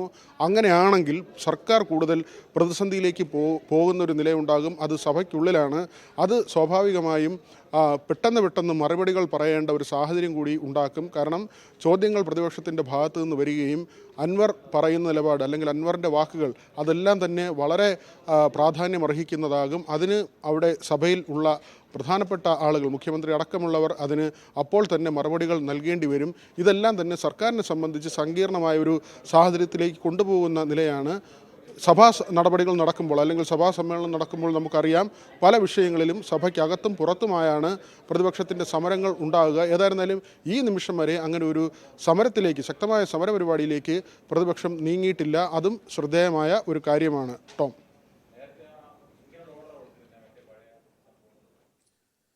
വിനോദ് സൂചിപ്പിച്ചതുപോലെ മുന്നണിക്കകത്ത് ഈ വിഷയത്തിൽ വലിയ അമർഷമുണ്ട്, പ്രതിഷേധ ശബ്ദമൊക്കെ ഉയരുന്നുണ്ട്. പക്ഷേ പാർട്ടിയുടെ CPM-ന്റെ നിലപാട് നമ്മൾ ഇന്നലെ കണ്ടതാണ്. മുഖ്യമന്ത്രിയെ സംരക്ഷിക്കുന്ന അല്ലെങ്കിൽ മുഖ്യമന്ത്രിയുടെ നിലപാടിനൊപ്പം നിൽക്കുന്ന പാർട്ടിയെ കാണാൻ കഴിയുന്നു. അതിനപ്പുറം പാർട്ടിക്കകത്ത് യാതൊരു വിധത്തിലുള്ള ഒരു അസ്വാരസ്യങ്ങളും ഇല്ലേ ഈ വിഷയത്തിൽ, മുഖ്യമന്ത്രി ഈ ആരോപണ വിധേയരെ സംരക്ഷിക്കുന്ന വിഷയത്തിലെ? ടോം, നേരത്തെ പാർട്ടിക്കുള്ളിൽ ചില ആശയക്കുഴപ്പമുണ്ടായിരുന്നു. അതായത് PV അൻവർ എന്ന് പറയുന്നത് CPM-നെ സംബന്ധിച്ച് ഒരു സ്വതന്ത്ര MLA ആണ്. എന്നാൽ സോഷ്യൽ മീഡിയയിലെ അദ്ദേഹത്തിൻ്റെ ഇടപെടലുകൾക്ക് വലിയ പിന്തുണയാണ് CPM കേന്ദ്രങ്ങളിൽ നിന്ന് ലഭിച്ചിരുന്നത്. DYFIയുടെ പ്രവർത്തകർ ഉൾപ്പെടെയുള്ളവർ വലിയ തോതിൽ അൻവറിനെ പിന്തുണയ്ക്കുന്ന സാഹചര്യമുണ്ടായിരുന്നു. അപ്രതീക്ഷിതമായിരുന്നു അൻവറിൻ്റെ ഈ തിരിച്ചടി, അല്ലെങ്കിൽ അൻവർ പാളയത്തിൽ തന്നെ പട എന്ന നിലയ്ക്ക് ചില ആരോപണങ്ങൾ കൊണ്ടുവരുന്നു. അത് മുഖ്യമന്ത്രിയുടെ ഓഫീസ് വരെ കൊണ്ടുപോകുന്നു. പൊളിറ്റിക്കൽ സെക്രട്ടറിക്കെതിരെ വരെ അദ്ദേഹത്തിൻ്റെ ആരോപണം ചെന്ന് നിൽക്കുമ്പോൾ അപ്രതീക്ഷിതമായിരുന്നു CPM കേന്ദ്രങ്ങൾക്ക് അൻവറിൻ്റെ ഇത്തരത്തിലുള്ളൊരു നീക്കം. അതുകൊണ്ട് തന്നെ ആദ്യത്തെ പ്രതികരണങ്ങളിൽ ഒരു കാലതാമസമുണ്ടായി. ഇക്കാര്യത്തിൽ മുഖ്യമന്ത്രി ഏത് ലൈൻ സ്വീകരിക്കും എന്നത് പ്രധാനപ്പെട്ട ഒരു കാര്യമായിരുന്നു. അൻവറിനെതിരെ മുഖ്യമന്ത്രിയുടെ വാർത്താ സമ്മേളനം കഴിഞ്ഞതോടെ DYFIയുടെ പ്രതികരണം വരുന്നു. ഇപ്പോൾ അൻവർ നടത്തുന്ന നീക്കങ്ങൾ അത് ആർക്ക് വേണ്ടിയാണെന്ന് മനസ്സിലാക്കാൻ നാസ വരെ പോകേണ്ടതില്ല എന്നായിരുന്നു A റഹീമിൻ്റെ പ്രതികരണം. അതിനു പിന്നാലെ പാർട്ടി സെക്രട്ടേറിയറ്റിൻ്റെ പ്രസ്താവന വരുന്നു. അൻവറിൻ്റെ ഇപ്പോഴത്തെ നടപടികളോട് യോജിക്കാൻ കഴിയില്ല എന്ന് വ്യക്തമാക്കിക്കൊണ്ടായിരുന്നു ഈ വാർത്താക്കുറിപ്പ് പുറത്തു വന്നത്. ആ തരത്തിൽ മുഖ്യമന്ത്രി അൻവറിനെതിരെ തിരിഞ്ഞതോടെ സംവിധാനങ്ങളെല്ലാം, സർക്കാരും പാർട്ടിയും യുവജന പ്രസ്ഥാനവും എല്ലാം തന്നെ അൻവറിനെതിരെ തിരിയുന്ന നിലയുണ്ടായി. അതുവരെ ഒരു വ്യക്തത കുറവുണ്ടായിരുന്നു എന്നത് ശരിയാണ്. എന്നാൽ ഇപ്പോൾ പൂർണ്ണമായും അൻവർ പഴയ ലൈനിൽ തുടർന്നാൽ, അല്ലെങ്കിൽ ഈ ആരോപണങ്ങളുമായി പരസ്യമായി മുന്നോട്ട് പോയാൽ അൻവറിനെ കളയുക എന്നത് തന്നെയാണ്, പുകഞ്ഞ കൊള്ളി പുറത്ത് എന്ന നിലയിൽ തന്നെ കാര്യങ്ങൾ പോകും. അതിൻ്റെ സൂചനകൾ തന്നെയാണ് പ്രധാനപ്പെട്ട നേതാക്കളും യുവജന പ്രസ്ഥാനവും DYFI ഉൾപ്പെടെയുള്ളത് നൽകിയത്. ഏതായിരുന്നാലും അൻവർ ഒരു വെടിനിർത്തലിന് തയ്യാറായിരിക്കുന്നു. താൻ പറഞ്ഞ കാര്യങ്ങളിൽ നിന്ന് പിന്നാക്കം പോകുന്നില്ല, എന്നാൽ ഇപ്പോൾ നിശബ്ദത പാലിക്കുന്നു എന്ന കാര്യം പറഞ്ഞ് തൽക്കാലത്തേക്ക് അൻവർ ഈ ഒരു വെടിനിർത്തൽ എന്ന നിലയിലേക്ക് പോയിട്ടുണ്ട്. ഏതായിരുന്നാലും അൻവർ നിൽക്കുന്നെങ്കിൽ നിൽക്കട്ടെ, പോകുന്നെങ്കിൽ പോട്ടെ എന്ന ലൈനിൽ തന്നെയാണ് CPM കഴിഞ്ഞ ദിവസങ്ങളിൽ CPM-ന്റെ പ്രതികരണം ഉണ്ടായത്. അൻവർ ഒരു അവശ്യ ഘടകമല്ല, ഇടതുമുന്നണിയെ സംബന്ധിച്ച് ഒരു പ്രധാനപ്പെട്ട കാര്യമല്ല എന്ന നിലയ്ക്ക് തന്നെയാണ് ഇടത് കേന്ദ്രങ്ങളിൽ നിന്നുള്ള പ്രതികരണമുണ്ടായത്. അവിടെയാണ് CPIയുടെ ഒരു ലൈൻ അൻവറിന് ഗുണം ചെയ്യുന്നത്. CPI വരും ദിവസങ്ങളിൽ ഇടതുമുന്നണി യോഗങ്ങളിൽ അടക്കം ഏത് നിലപാട് സ്വീകരിക്കും എന്നത് പ്രധാനപ്പെട്ട കാര്യമാണ്. പ്രത്യേകിച്ച് അൻവർ ഉന്നയിച്ച ആരോപണങ്ങളല്ല, പ്രധാനമായും ഉന്നയിച്ചത് ADGP കൊലപാതകം നടത്തി, സ്വർണ്ണക്കടത്ത് സംഘങ്ങളുമായുള്ള ബന്ധം, മന്ത്രിമാരുടെ ഫോൺ ചോർത്തി പിടികൂടിയ സ്വർണം തട്ടിയെടുത്തു, ഇത്തരം ആരോപണങ്ങളാണ് ആദ്യം അൻവർ ഉന്നയിച്ചത്. എന്നാൽ ഏറ്റവും കൂടുതൽ CPIയെ അലോസരപ്പെടുത്തുന്നത് RSS നേതാക്കളുമായി നടത്തിയ കൂടിക്കാഴ്ചയാണ്. ആ കാര്യത്തിൽ അവർ എടുക്കുന്ന നിലപാട് ഈ വരും ദിവസങ്ങളിൽ ഏറ്റവും പ്രധാനപ്പെട്ടതാവുകയും ചെയ്യും. വ്യക്തമാണ്. VV വിനോദാണ് വിവരങ്ങൾ നൽകിയത്. തൃശൂർ പൂരം അലങ്കോലപ്പെടുത്തിയതുമായി ബന്ധപ്പെട്ട സംഭവത്തിൽ ADGPയുടെ അന്വേഷണ റിപ്പോർട്ട് അല്പസമയത്തിനകം DGP മുഖ്യമന്ത്രിക്ക് കൈമാറും. അന്തരിച്ച മുതിർന്ന CPM നേതാവ് MM ലോറൻസിന്റെ മൃതദേഹം മെഡിക്കൽ കോളേജിന് വിട്ടുകൊടുക്കാനാകില്ലെന്ന് ഹർജി. മകൾ ആശ ലോറൻസാണ് ഹൈക്കോടതിയിൽ ഹർജി സമർപ്പിച്ചത്. മൃതദേഹം മെഡിക്കൽ കോളേജിന് നൽകണമെന്ന് MM ലോറൻസ് പറഞ്ഞിട്ടില്ലെന്ന് ഹർജിയിൽ പറയുന്നു. വിശദാംശങ്ങളുമായി ആജ്ഞ രവീന്ദ്രൻ ചേരുന്നുണ്ട് കൊച്ചിയിൽ നിന്ന്. ആജ്ഞ, ഈ മൃതദേഹം മെഡിക്കൽ കോളേജിന് വിട്ടുകൊടുക്കാൻ ഇനി ഏതാനും മണിക്കൂറുകൾ, ഒരു മണിക്കൂർ മിച്ചേ ഉള്ളൂ, ഇനി ബാക്കിയുള്ളൂ. ഇനി ഈ സമയത്താണ്, അതിന് തൊട്ട് മുൻപാണ് മകൾ ഇങ്ങനെ ഒരു ആവശ്യവുമായി ഹൈക്കോടതിയെ സമീപിക്കുന്നത്. എന്നാൽ ഇവരുടെ സഹോദരൻ, ആശാ ലോറൻസിന്റെ സഹോദരൻ MM ലോറൻസിന്റെ മകൻ ഈ ആവശ്യം തള്ളിക്കൊണ്ട് രംഗത്തെത്തിയിട്ടുണ്ട്. ഇത് എന്താണ് ഈ ഹർജിയിൽ, ആശാ ലോറൻസിന്റെ ഹർജിയിൽ പറയുന്ന കാര്യങ്ങൾ? ടോം, MM ലോറൻസ് മതപരമായി നിരീശ്വരവാദി ആയിരുന്നെങ്കിൽ പോലും അദ്ദേഹം മതപരമായ എല്ലാ കാര്യങ്ങളും ഫോളോ ചെയ്തു. അദ്ദേഹത്തിന്റെ വിവാഹം നടന്നത് ക്രിസ്തീയ ചടങ്ങുകൾ അനുസരിച്ചിട്ടായിരുന്നു. അതുപോലെ അദ്ദേഹത്തിന്റെ പിതാവിന്റെ, അദ്ദേഹത്തെക്കാൾ വലിയ നിരീശ്വരവാദിയായിരുന്നു അദ്ദേഹത്തിന്റെ അച്ഛൻ. അദ്ദേഹത്തിന്റെയും സംസ്കരിച്ചത് പള്ളിയിലെ ചടങ്ങുകൾ അനുസരിച്ച് തന്നെയാണ്, കലൂർ പള്ളിയിലെ ചടങ്ങുകൾ അനുസരിച്ചത് തന്നെയാണ് ചെയ്തിട്ടുള്ളത് എന്നും കാണിച്ചത് തന്നെയാണ്. ഇത് മാത്രമല്ല, അദ്ദേഹം ഒരിടത്തും അങ്ങനെ തന്റെ മൃതദേഹം മെഡിക്കൽ കോളേജിൽ നൽകണമെന്ന് ഒരിക്കൽ പോലും പറഞ്ഞതായിട്ട് എനിക്കറിയില്ല. ഇത് ചില പാർട്ടിയിലെ ചില ആളുകളുടെയും ചില ബന്ധുക്കളുടെയും മാത്രം നിർബന്ധപ്രകാരമാണ് മെഡിക്കൽ കോളേജിന് വിട്ടു നൽകുന്നത് എന്നാണ് തനിക്കറിയാവുന്നത്. അതുകൊണ്ട് തന്നെ ഇക്കാര്യത്തിൽ എല്ലാ മക്കളോടും അഭിപ്രായം തേടണമായിരുന്നു. അതുണ്ടായില്ല. ഇത് അതായത് പാർട്ടി താല്പര്യം പിന്നെ മൃതദേഹം മെഡിക്കൽ കോളേജിൽ നൽകുന്നതാണ്. അദ്ദേഹം അങ്ങനെ താല്പര്യപ്പെട്ടിരുന്നു, അല്ലെങ്കിൽ ഒരിക്കലും തങ്ങളോട് അങ്ങനത്തെ ഒരു കാര്യം ഡിസ്കസ് ചെയ്തിരുന്നില്ല എന്ന് കാണിച്ചു തന്നെയാണ്. അതുകൊണ്ട് തന്നെ അച്ഛന്റെ ചടങ്ങുകൾ ക്രിസ്തീയ ആചാരപ്രകാരം തന്നെ അദ്ദേഹത്തിന്റെ മൃതദേഹം സംസ്കരിക്കണമെന്ന് ആവശ്യപ്പെട്ടുകൊണ്ട് തന്നെയാണ് ആശ ലോറൻസ് ഹൈക്കോടതിയെ സമീപിച്ചിട്ടുള്ളത്. അതേസമയം മകൻ ആശയെ തള്ളി രംഗത്തെത്തിയിട്ടുണ്ട്. മകൻ ML സജീവൻ ആശയെ തള്ളി രംഗത്തെത്തിയിട്ടുണ്ട്. ഇത് ആശയെ കൊണ്ട് ഇതൊരു രാഷ്ട്രീയ കളിയാണ്. ആശയെ കൊണ്ട് ചില RSS പ്രവർത്തകർ പറയിപ്പിക്കുന്നതാണ്. ഇതിന്റെ പിന്നിൽ ഇത്തരം രാഷ്ട്രീയ ഇത് മാത്രമാണുള്ളത്. ഇത് ആശയുടെ സ്വന്തം താല്പര്യപ്രകാരം പറയുന്നതല്ല. ഇതിനെ രാഷ്ട്രീയമായി അല്ലെങ്കിൽ പൊതുസമൂഹത്തേക്ക് ഈ കാര്യത്തെ വലിച്ചെടുത്ത് രാഷ്ട്രീയപരമായി അതിനെ ഉപയോഗപ്പെടുത്തുകയും അത് കൂടുതൽ തരം താഴ്ന്ന രീതിയിലേക്ക് മാറുകയും ചെയ്യുന്ന പ്രവൃത്തിയാണ് ആശയുടെ ഭാഗത്തു നിന്നും ഉണ്ടാകുന്നത് എന്നുള്ള തരത്തിലാണ് മകൻ ML സജീവൻ പ്രതികരിച്ചത്. അങ്ങനെയാണ്. അതേസമയം ആശ അതുമായി ബന്ധപ്പെട്ട് നൽകിയിരിക്കുന്ന ഹർജി അല്പസമയത്തിനകം തന്നെ ഹൈക്കോടതി പരിഗണിക്കുമെന്നാണ് അറിയുന്നത്. ടോം സൂചിപ്പിച്ചതുപോലെ 4 മണിക്കാണ് മൃതദേഹം കൈമാറുന്ന ചടങ്ങ്. അതായത് ഈ ലോറൻസിന്റെ MM ലോറൻസിന്റെ മൃതദേഹം കളമശ്ശേരി മെഡിക്കൽ കോളേജിന് കൈമാറുന്ന ചടങ്ങ് 4 മണിക്കായിരുന്നു തീരുമാനിച്ചത്. അതിന് ഏതാനും നിമിഷം മാത്രം ബാക്കിയുള്ളപ്പോഴാണ് ഇത്തരത്തിലൊരു ഹർജിയുമായി ആശയുടെ ഹർജി ഇപ്പോൾ ഹൈക്കോടതി പരിഗണിക്കുന്നത്. എന്തായാലും ഇതൊരു നിർണായക തീരുമാനമായിരിക്കുമെന്നാണ് മനസ്സിലാക്കാൻ കഴിയുന്നത്. ഒരു ഘട്ടത്തിൽ പോലും അദ്ദേഹം കമ്മ്യൂണിസ്റ്റ് ആയിരുന്നെങ്കിൽ പോലും മതപരമായിട്ടുള്ള ചടങ്ങുകൾ അല്ലെങ്കിൽ തെരഞ്ഞെടുപ്പിന് മത്സരിച്ചപ്പോൾ പോലും തനിക്ക് ജാതിയില്ലെന്നോ മതമില്ലെന്നോ അതല്ലെങ്കിൽ മതപരമായ ചടങ്ങുകളിൽ നിന്ന് വിട്ടു നിൽക്കുകയോ അങ്ങനെയൊന്നും അദ്ദേഹം ചെയ്തതായിട്ട് തന്റെ ഓർമ്മയിലില്ല. അദ്ദേഹം നിരീശ്വരവാദിയാണെന്ന് പറയുമ്പോൾ പോലും മതപരമായിട്ടുള്ള എല്ലാത്തരം ബഹുമാനവും അതിന് നൽകിയിരുന്നു, സഭയ്ക്ക് നൽകിയിരുന്നു. അത്തരം കാര്യങ്ങളെല്ലാം അദ്ദേഹം കൃത്യമായി ഫോളോ ചെയ്തിരുന്നു എന്ന് തന്നെയാണ്. പക്ഷെ അതുകൊണ്ട് മാത്രം കോടതിയിൽ ഈ വാദങ്ങൾ നിലനിൽക്കുമോ, ഈ മകൾ ആശയുടെ വാദങ്ങൾ നിലനിൽക്കുമോ ആജ്ഞ? കാരണം M ലോറൻസിന്റെ രാഷ്ട്രീയ പശ്ചാത്തലം അറിയാം. അദ്ദേഹം വലിയ സാമൂഹ്യ പ്രതിബദ്ധതയുള്ള ഒരു രാഷ്ട്രീയ നേതാവായിരുന്നു. പ്രത്യേകിച്ചും അങ്ങനെ ഒരു മകനോട് അല്ലെങ്കിൽ പാർട്ടിയുമായി ബന്ധപ്പെട്ടവരോട് പാർട്ടി നേതൃത്വത്തോട് ഇത്തരം ഒരു ആവശ്യം, മൃതദേഹം മെഡിക്കൽ കോളേജിന് വിട്ടു നൽകണമെന്ന ആവശ്യം വാക്കാൽ പോലും പറഞ്ഞിരുന്നെങ്കിൽ അതിന് ഒരു സാധുതയുണ്ട്. മറുവശത്ത് മകൾ ആശ സൂചിപ്പിക്കുന്നത് പോലെ ഒരു നിരീശ്വരവാദിയായിരുന്നെങ്കിൽ പോലും മതപരമായ കാര്യങ്ങൾ ഏർപ്പെട്ടിരുന്ന അല്ലെങ്കിൽ മതത്തിനെതിരായി നിലകൊണ്ടിരുന്ന ഒരു വ്യക്തി ആയിരുന്നില്ല M ലോറൻസ് ഒക്കെ പറഞ്ഞാൽ, അത് വാക്കാൽ പറഞ്ഞാൽ ഇത് കോടതി അംഗീകരിക്കാനുള്ള സാധ്യതയുണ്ടോ ആജ്ഞ?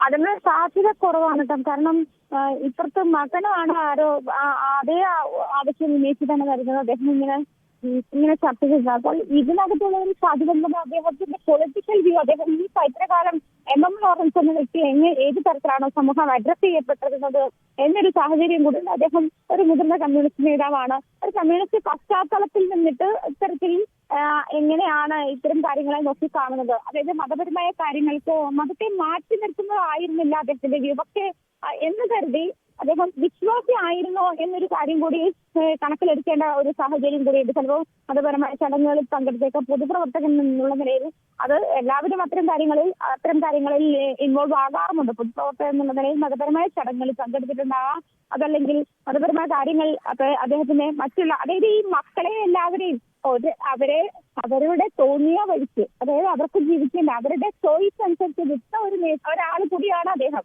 അത് കൃത്യമായി രേഖപ്പെടുത്തി നമുക്ക് അറിയാവുന്ന ഒരു സാഹചര്യം കൂടി ഉണ്ട്. അതായത് മകളുടെ പൊളിറ്റിക്സ് എന്താണ്, അതല്ലെങ്കിൽ മകളുടെ വിശ്വാസം എന്താണ്, ഇത്തരം കാര്യങ്ങളിലൊന്നും അതായത് ഒരു വ്യക്തി എന്നുള്ള നിലയിൽ മറ്റുള്ളവരുടെ കാര്യത്തിൽ ഇന്റർഫിയർ ചെയ്യാതെ ജീവിതം മുന്നോട്ട് നയിക്കുന്ന ഒരാൾ കൂടിയാണ് M ലോറൻസ്. അപ്പൊ അദ്ദേഹത്തിന്റെ തീരുമാനം ഇത്തരത്തിലായിരുന്നു, അതല്ലെങ്കിൽ ഇത്തരത്തിൽ മൃതദേഹം വെച്ച് അന്തിമ നിമിഷത്തിൽ അത് തർക്കത്തിലേക്ക് വഴിനെളിക്കുന്ന ഒരു സാഹചര്യത്തിലേക്ക് കൊണ്ടുവരേണ്ട ആവശ്യമുണ്ടോ എന്നുള്ള കാര്യം കൂടി ഒരു പക്ഷേ കോടതി പരിഗണിക്കാൻ. കാരണം ഇപ്പൊ സൂചിപ്പിച്ചതുപോലെ അദ്ദേഹത്തിന്റെ രാഷ്ട്രീയ പശ്ചാത്തലത്തിലാണ് M ലോറൻസ് ആരാണ് എന്ന് സമൂഹം അടയാളപ്പെടുത്തിയത്. M ലോറൻസ് ഏത് തരത്തിലാണ് എന്നുള്ള ഒരു സാഹചര്യം കൂടി പരിഗണിച്ചിട്ടായിരിക്കും ഒരു പക്ഷേ അതിനകത്ത് ഒരു അന്തിമ വിധി ഉണ്ടാവുക എന്നാണ് മനസ്സിലാക്കുക. എന്റെ മകനും ഈ കാര്യത്തിൽ രണ്ട് വ്യൂ ആണ്, രണ്ട് പെർസ്പെക്റ്റീവ് ആണ് രണ്ടുപേർക്കും ഉള്ളത്.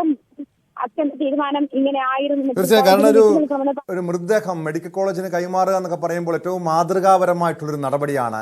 അതിനെ എതിർത്തുകൊണ്ട് മകൾ ആശാ ലോറൻസ് രംഗത്തെത്തുകയാണെങ്കിൽ അതിന് പിന്നിൽ പ്രത്യേകിച്ച് നേരത്തെ ആജ്ഞ സൂചിപ്പിച്ചതുപോലെ ഇവരുടെ രാഷ്ട്രീയം നമുക്കൊക്കെ അറിയാവുന്നതാണ്. മകളുടെ ഇതിന് പിന്നിൽ ഒരു രാഷ്ട്രീയം കൂടി കാണേണ്ടതല്ലേ?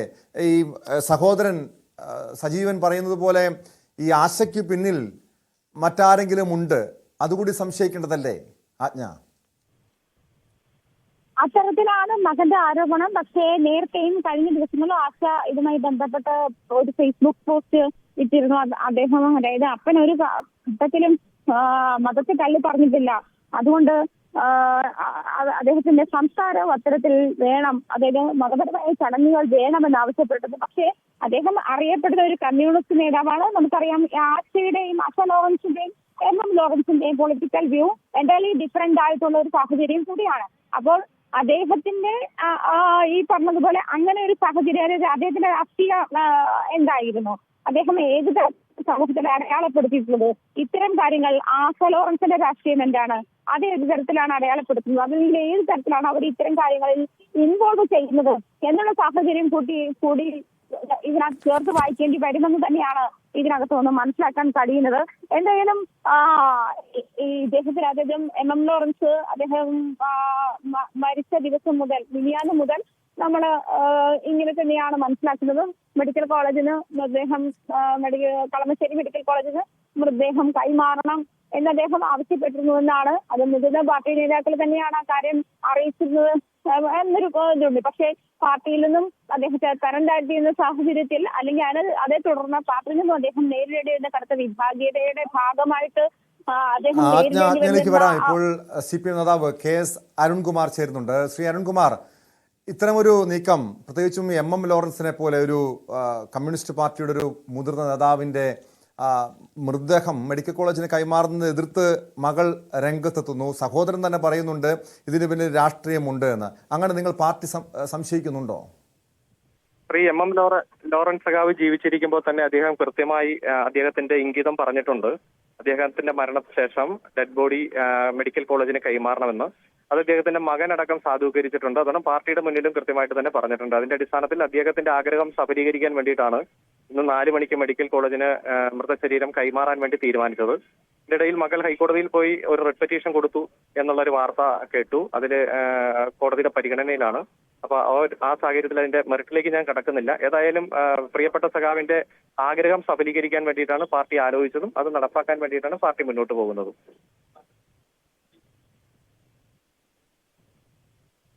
അപ്പോൾ എന്താണ് ഈ ഹർജി പരിഗണിക്കുമ്പോൾ ഇത് പാർട്ടിക്ക് വേണ്ടി ഒരു അഭിഭാഷകൻ കോടതിയിൽ ഹാജരാകുന്നുണ്ടോ? അദ്ദേഹത്തിൻ്റെ ടെലിഫോൺ ബന്ധം തടസ്സപ്പെട്ടിരിക്കുന്നുണ്ട്. എന്തായാലും പാർട്ടിയുടെ നിലപാട് MM ലോറൻസിൻ്റെ ആഗ്രഹം സാധിക്കുക എന്നതാണ്. മൃതദേഹം മെഡിക്കൽ കോളേജിന് വിട്ടുകൊടുക്കും എന്നാണ് CPM നേതാക്കൾ പറയുന്നത്. മകൾ ആശാ ലോറൻസ് ആണ് ഹൈക്കോടതിയിൽ ഈ മൃതദേഹം മെഡിക്കൽ കോളേജിന് വിട്ടുകൊടുക്കാൻ തയ്യാറല്ല എന്ന് ചൂണ്ടിക്കാണിച്ചുകൊണ്ട് ഹർജി സമർപ്പിച്ചിരിക്കുന്നത്. സ്പോട്ട് ലൈവ് പൂർണ്ണമാകുന്നു. നമസ്കാരം.